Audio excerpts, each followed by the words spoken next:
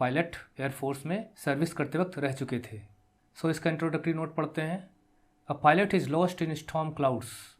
Pilot जो हवाई जहाज चला रहा होता है वो बादलों में खो जाता है, रास्ता भटक जाता है, क्योंकि जब तूफान उठते हैं तो बादल भी उमड़ घुमड़ कर आना शुरू हो जाते हैं। डज ही अराइव सेफ, तो क्या वो सुरक्षित वापस लैंड कर पाता है, उस स्टॉर्म से बचकर निकल पाता है। हु हेल्प्स हिम, आखिर उसकी मदद कौन करता है। तो वो सेफ लैंड कर पाता है कि नहीं कर पाता है, और कौन उसकी मदद करता है, इसे तो जब हम स्टोरी को कवर करेंगे तभी पता चलेगा। और हाँ, इतना ज़रूर बता दें कि the end of this story is a mysterious one. So let us proceed in the story. The black aeroplane, ऐसा एरोप्लेन जिसका रंग काला था। The moon was coming up in the east, ये है direction north, south, east and west. तो जो चंद्रमा था, मून, वो पूर्व की तरफ से निकल रहा था। बिहाइंड मी, मेरे पीछे। तो इसका मतलब ये है the aeroplane was moving in the west direction and stars was shining in the clear sky. इसका मतलब जब वो एरोप्लेन उड़ा रहा था तो आसमान बिल्कुल साफ था अबव मी, क्योंकि एरोप्लेन नीचे है और the sky which is space वो हमेशा एरोप्लेन से ऊपर ही होगा। There wasn't cloud in the sky, एक भी बादल नहीं था आसमान में। आई वॉज हैप्पी, मैं बहुत खुश था। टू बी अलोन, मतलब उसे अकेले में ही अच्छा लग रहा था स्काई में। हाई अप, ऊंचाई पर उड़ रहा था। Above the sleeping country side, sleeping मतलब सोता हुआ, country side, country side means देहात का, रूरल एरिया, शहर से बाहर का, जहाँ पर गांव बसते हैं, that is country side. The rural people live here. तो एरोप्लेन उसका जहाँ से गुजर रहा था उसके नीचे गांव की बस्तियाँ थीं। रात का समय था, सब लोग सो रहे थे। अकेले वो आसमान में उड़ रहा था और उसे अकेले ही अच्छा लग रहा था। I was flying my old Dakota aeroplane over France. तो जो मॉडल वो उड़ा रहा था एरोप्लेन का वो था डेकोटा। डेकोटा एरोप्लेन्स काफ़ी प्रसिद्ध हैं और अभी भी इनका इस्तेमाल होता है। सेकेंड वर्ल्ड वॉर के समय इनका काफ़ी यूज़ हुआ था। तो वो डेकोटा एरोप्लेन को लेकर उड़ रहा था ओवर फ्रांस, फ्रांस के ऊपर से उड़ रहा था। बैक टू इंग्लैंड, इसका मतलब वो इंग्लैंड से फ्रांस गया था और फ्रांस से फिर वापस इंग्लैंड की तरफ आ रहा है। तो ये ईस्ट की तरफ है और ये वेस्ट की तरफ। आई was dreaming of my holiday, इसका मतलब उसकी हॉलीडेज़ पढ़ने वाली थी, छुट्टियाँ पढ़ने वाली थी। तो जो ऑथर है वो कह रहा है I was dreaming of my holiday, मैं अपनी छुट्टियों के सपने देख रहा था। And looking forward to, looking forward to एक फ्रेज है जिसका मतलब होता है कि खुशी खुशी किसी चीज़ का इंतज़ार करना। वो कुछ भी हो सकता है, कोई व्यक्ति हो सकता है, कोई इवेंट हो सकता है, कोई जगह हो सकती है। To expect something with pleasure, ये बहुत ही कॉमन इंग्लिश फ्रेज है। तो आखिर वो किस चीज़ का इंतज़ार कर रहा था, किस चीज़ के लिए बेचैन था। बीइंग विद माई फैमिली, क्योंकि ये फर्स्ट पर्सन में लिखी गई स्टोरी है, फिक्शन, तो the writer himself is the narrator. तो मैं अपनी फैमिली के साथ होने का इंतज़ार कर रहा था, यानी इंग्लैंड में उसकी फैमिली रहती है और वो जल्द से जल्द अपनी फैमिली के पास पहुंचना चाहता था, अपने घर वालों के साथ होना चाहता था और छुट्टियां भी पड़ने वाली थी। I looked at my watch, मैंने अपनी घड़ी पर एक नज़र डाली। 1:30 इन द मॉर्निंग, और इस वक्त सुबह के 1:30 हो रहे थे। I should call Paris control soon, तो फ्रांस की राजधानी पेरिस है, मीन्स वो फ्रांस के ऊपर से उड़ता हुआ पेरिस की सिटी के ऊपर से उड़ रहा होगा। आई थॉट, मैंने सोचा, मतलब उसके मन में विचार आया कि मुझे कंट्रोल रूम को संपर्क करना चाहिए। एज आई लुक डाउन, जैसी मैंने नीचे नज़र डाली, past the nose of the aeroplane, aeroplane का जो आगे का हिस्सा होता है वो नोज होती है। तो एरोप्लेन को ढंग से फ्लाई करने के लिए it is necessary to keep align with the nose of the aeroplane. I saw the lights of a big city, तो मैंने जब नीचे की तरफ देखा नोज के सीध में, तो आई saw the lights of big city, मुझे एक बड़े शहर की रोशनी दिखाई दी। इन फ्रंट ऑफ मी, मेरे सामने। तो बड़ा शहर है पेरिस, जगमगा रहा था रात में। तो it is being explained here. I switched on the radio, मैंने रेडियो को स्विच ऑन किया। एंड सेड, और कहा, रेडियो ट्रांसमिशन का काम करता है, वॉइस को ट्रांसमिट करता है। पेरिस कंट्रोल डेकोटा DS088, इसी प्रकार से कंट्रोल रूम को संपर्क किया जाता है। कैन यू हेयर मी, क्या मुझे सुन सकते हो। I am on my way, on my way मतलब एन रूट्स जर्नी, मतलब मैं रास्ते में हूँ अपनी यात्रा के। टू इंग्लैंड, और इंग्लैंड की तरफ जा रहा हूँ। ओवर, इस तरह से जब भी संपर्क होते हैं तो उसमें अपने सेंटेंस को ख़त्म करने के बाद ओवर बोला जाता है, जिसका मतलब ये होता है कि अब दूसरा व्यक्ति दूसरी तरफ से अपनी बात को शुरू कर सकता है। नाउ कंट्रोल रूम से जवाब आना चाहिए। The voice from the radio answered me immediately, तुरंत जवाब आया। DS088, I can hear you, हाँ मुझे तुम्हारी बात, तुम्हारी आवाज़ सुनाई दे रही है। You ought to turn 12 degrees west. वहाँ से डायरेक्शन आया कंट्रोल रूम से कि 12 डिग्रीज वेस्ट घूम जाओ। Now DS 088 over. I check the map and the compass. दरअसल अगर आप पानी के जहाज़ में हो या एरोप्लेन में हो तो कंपास बहुत मदद करता है, क्योंकि कंपास दिशा सूचक यंत्र है जो आपको डायरेक्शन बताता है किस डायरेक्शन में आप जा रहे हो। I check the map and the compass, तो मैंने मैप चेक किया, कंपास को चेक किया। Switched over to my second. Switch over मतलब to change from one to another. Switch over to my second and last fuel tank. तो मैंने अपना second और जो लास्ट फ्यूल टैंक था उस पर स्विच ओवर किया। मीन्स अब जो हवाई जहाज़ है वो ईंधन लेगा इस फ्यूल टैंक से। And turn the Dakota 12 degrees west, और डेकोटा यानी एरोप्लेन को 12 डिग्रीज वेस्ट घुमा दिया टुवर्ड्स इंग्लैंड की तरफ। I will be in time for breakfast. मैं बहुत जल्द समय पर ही पहुंच जाऊंगा ब्रेकफास्ट के लिए। मतलब वो अभी भी सपने देख रहा है छुट्टियों के, अपने परिवार के बारे में सोच रहा है, मैं बहुत जल्द अपने परिवार के साथ होऊंगा। इट आल्सो सोच that he was missing his family a lot. हो सकता है फ्रांस में काफ़ी दिन रहा हो और इंग्लैंड काफ़ी दिन के बाद लौट रहा हो। Anyway he wanted eagerly to be with his family members. I thought, मैंने सोचा, मतलब वो मन में उसके विचार आ रहा है कि मैं समय से ब्रेकफास्ट के लिए टेबल पर अपनी फैमिली के साथ होऊंगा। A good big English breakfast. देखिए, बिग इंग्लिश ब्रेकफास्ट एक ट्रेडिशनल इंग्लिश ब्रेकफास्ट है जिसमें कई आइटम्स होते हैं। तो ये एक पारंपरिक ब्रेकफास्ट के समय लिए जाने वाला मील है इंग्लिश पीपल का। एवरीथिंग वाज गोइंग वेल, सब कुछ ठीक ठाक चल रहा था। क्लियर स्काई, कंट्रोल रूम से संपर्क हुआ और 1:30 बजे के समय को देखते हुए पूरा अंदाजा लग रहा था कि सुबह तक वो अपनी फैमिली के साथ ब्रेकफास्ट कर रहा होगा। It was an easy flight. देखिए, ईजी फ्लाइट का मतलब ये है कि उस पायलट ने अपने समय में कुछ डिफ़िकल्ट फ्लाइट्स को भी कंडक्ट किया होगा।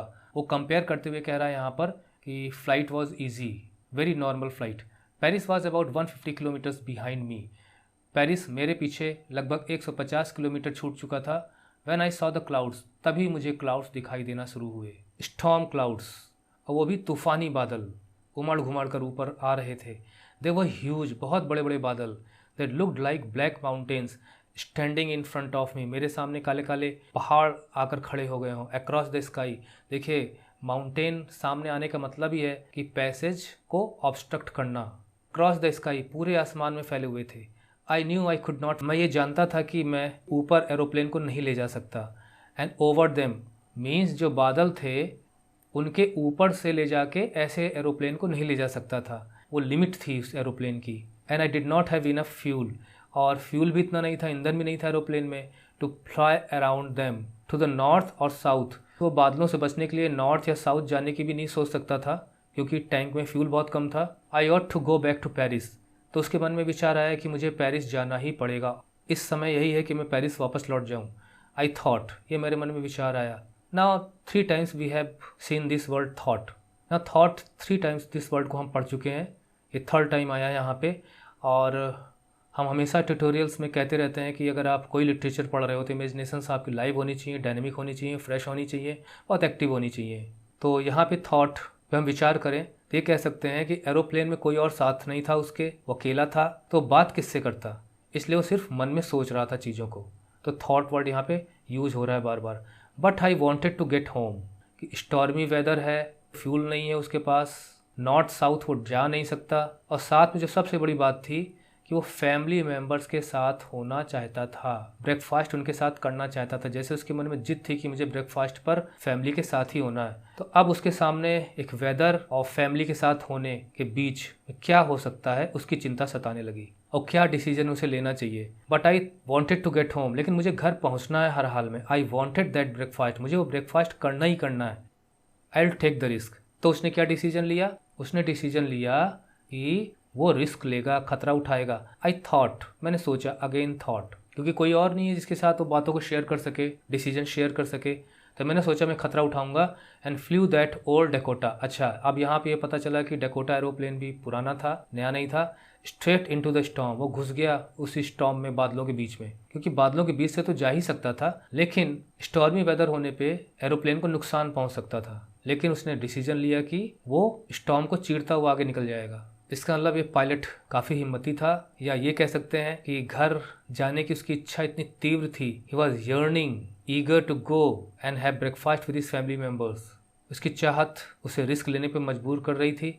इनसाइड द क्लाउड्स, अब वो क्लाउड के अंदर था, क्लाउड के अंदर एवरीथिंग वॉज सडनली ब्लैक, अचानक चारों तरफ अंधेरा ही अंधेरा दिखाई दे रहा था। It was impossible to see anything outside the aeroplane, aeroplane के अंदर तो उसे जो दिखाई दे रहा था, इसके अलावा एरोप्लेन के बाहर अगर नज़र डालने पे सिर्फ अंधेरा ही अंधेरा दिखाई दे रहा था, कुछ भी नहीं दिखाई दे रहा था। The old aeroplane jumped and twisted, और उस तूफान में एरोप्लेन जंप कर रहा था, ट्विस्ट कर रहा था, अपने आप जंप भी कर जा रहा था, थोड़ा बहुत ट्विस्ट भी हो जा रहा था, मुड़ जा रहा था यहाँ वहाँ in the air.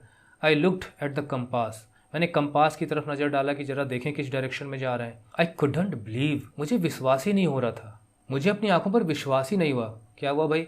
The compass was turning round and round, वो जो कंपास था उसकी सुइयाँ बराबर घूमती चली जा रही थी 360 डिग्री में, and round. It was dead, इसका मतलब कंपास खराब हो चुका था। इट वुड नॉट वर्क, ये तो काम करेगा नहीं। The other instruments were suddenly dead, और भी जो इंस्ट्रूमेंट्स थे वो भी डेड हो गए, मीन्स उन्होंने भी काम करना लगभग बंद कर दिया। आई ट्राइड रेडियो, मैंने रेडियो की कोशिश की कि मैं उससे संपर्क करूं। Paris control, can you hear me, क्या मुझे सुन सकते हो? देयर वॉज नो आंसर, कोई उत्तर नहीं, इसका मतलब आवाज़ ट्रांसमिट नहीं हो पा रही थी। The radio was dead too, radio भी खराब हो चुका था, वर्क नहीं कर रहा था। I had no radio no compass, अब मेरे पास रेडियो भी नहीं, कंपास भी नहीं, and I could not see where I was, अब ये भी समझ में नहीं आ रहा था, दिखाई भी नहीं दे रहा था कि आखिर मैं हूँ कहाँ। I was lost in the storm, अब ऑथर यहाँ पर सोच रहा है कि वो स्टॉर्म में खो चुका है, किस डायरेक्शन में एरोप्लेन जा रहा है कुछ पता नहीं।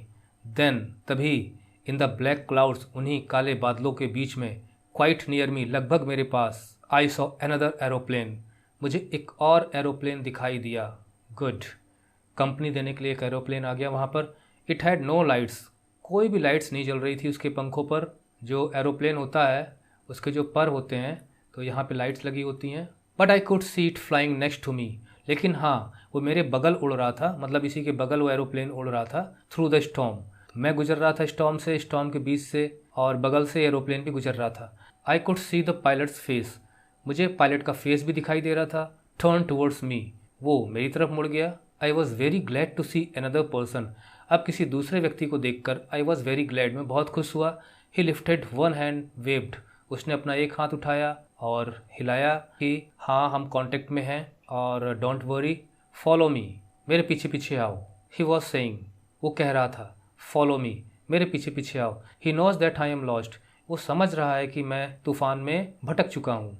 ये राइटर अपने मन में सोच रहा है, thought again, he is trying to help me, और वो मेरी मदद करना चाहता है। तो उसने उसे अपना मददगार समझा इस स्थिति में, राइटर ने, ऑथर ने, जो यहाँ पर पायलट है इस स्टोरी में, फिक्शन में। He turned his aeroplane slowly to the north, उसने धीरे धीरे एरोप्लेन नॉर्थ की तरफ घुमा दिया। In front of my Dakota, means वो इधर ले जाके लेफ्ट में मुड़ता हुआ डेकोटा के सामने लाकर आगे की तरफ जाने की कोशिश कर रहा था। So that it would be easier for me to follow him, जिससे कि ये मेरे लिए आसान हो जाएगा कि मैं उसको फॉलो कर सकूँ।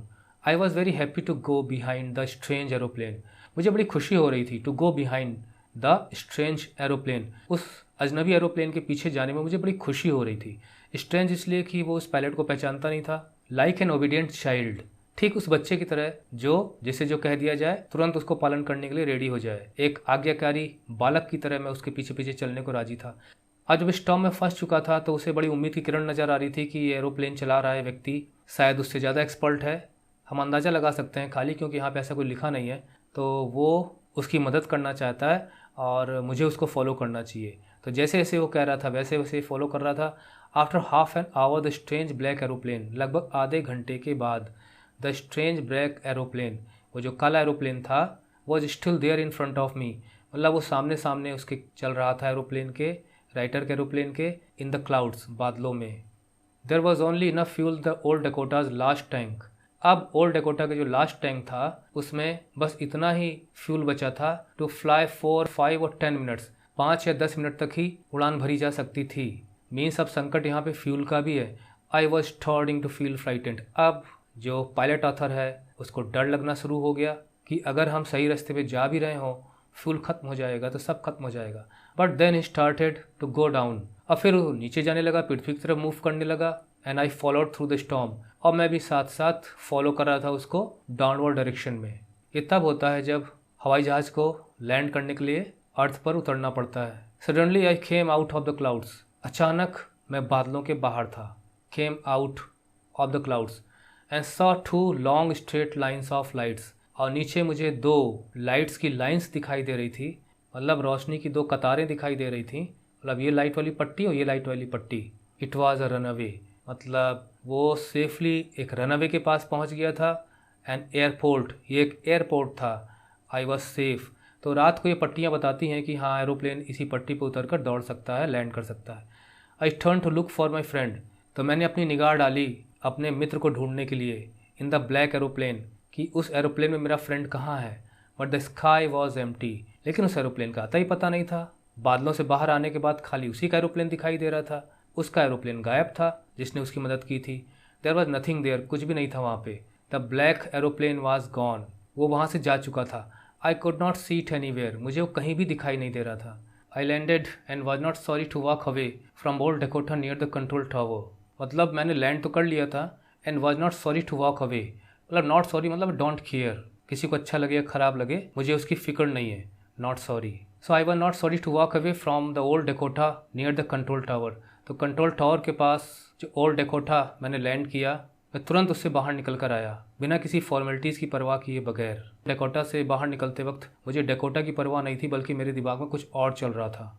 I went and asked a women in the control centre, तो कंट्रोल सेंटर में एक औरत बैठी हुई थी, लेडी थी।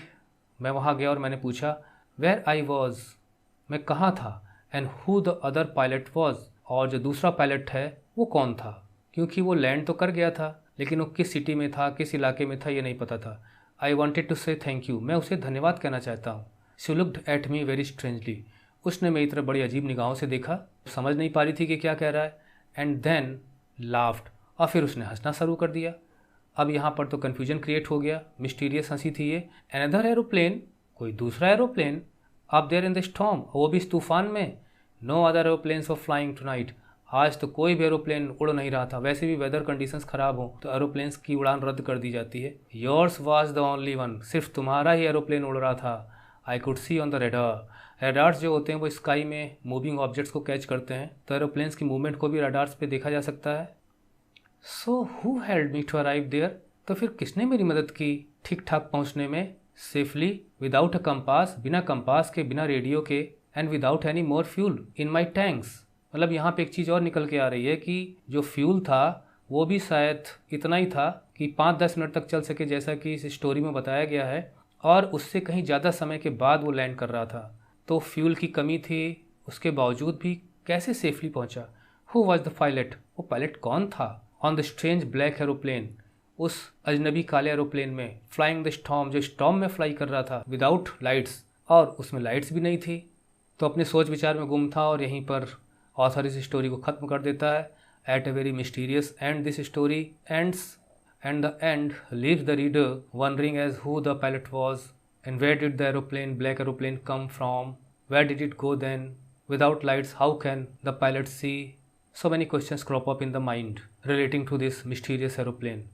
तो यहाँ पर हम अपने विचार व्यक्त कर सकते हैं कि the writer wants to indicate that sometimes supernatural paranormal things happen, और शायद ये भी राइटर कहना चाहता हो कि साइंस और रीज़न या लॉजिक, इन सब की लिमिट के बाद शुरू होता है सुपरनेचुरल और पैरानॉर्मल इवेंट्स का सफ़र।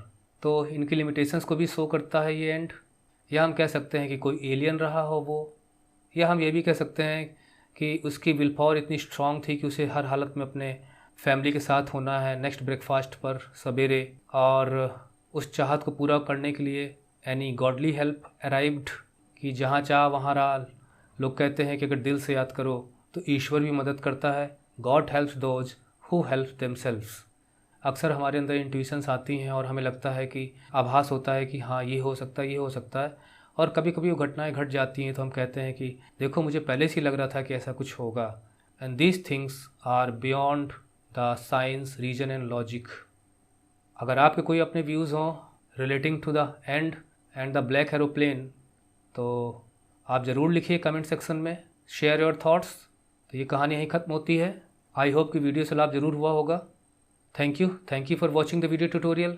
See you in the next video. Till then, goodbye. Take care.